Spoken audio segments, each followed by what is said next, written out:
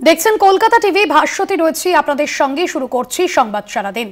নোদাখালীতে তৃণমূল কর্মীকে গুলিকাণ্ডে গ্রেফতার করা হয়েছে আরও একজনকে। সাতগাছিয়া বিধানসভার সোনাপুর থেকে গ্রেফতার করা হয়েছে। অভিযোগ, ধৃত মূল অভিযুক্তকে বাড়িতে লুকিয়ে রেখেছিল। ধৃতকে আলিপুর আদালতে পেশ করা হয়।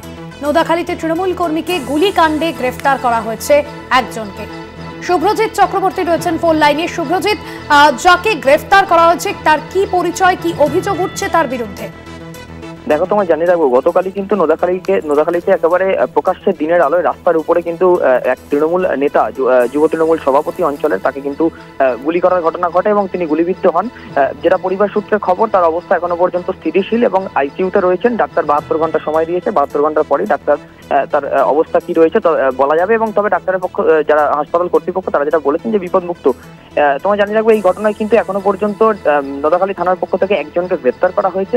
যেটা জানা যাচ্ছে যে অভিযুক্তের নাম প্রীতম ভোর, আনুমানিক 21 বছর বয়স। এবং পুলিশ সূত্রে যেটা দাবি করা হচ্ছে যে এই যে প্রীতম ভোর, সে কিন্তু মূল অভিযুক্ত যারা, অর্থাৎ যারা এই গুলি চালানোর ঘটনা ঘটায়, তাদেরকে কিন্তু প্রীতম ভোর তার নিজের এক আত্মীয়র বাড়িতে রেখেছিল বলে খবর পাওয়া যাচ্ছে পুলিশ সূত্রে। পুলিশ কিন্তু এমনই দাবি করছে এবং আমতলায় তার এক আত্মীয়র বাড়িতে রাখে এবং তারপরে কিন্তু পুলিশ এই অভিযুক্ত প্রীতম ভোর তাকে গ্রেফতার করে। যদিও কিন্তু মূল অভিযুক্তরা এখন পলাতক রয়েছে। মূল অভিযুক্ত যারা রয়েছে তাদের উদ্দেশ্যে এখনো পর্যন্ত খোঁজ চালানো হচ্ছে পুলিশের পক্ষ থেকে।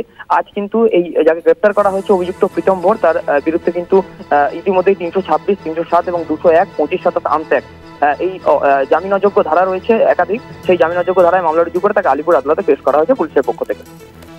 ধন্যবাদ জানাবো শুভ্রজিৎ। শুভ্রজিৎ চক্রবর্তী ছিলেন আমাদের প্রতিনিধি ফোন লাইনে।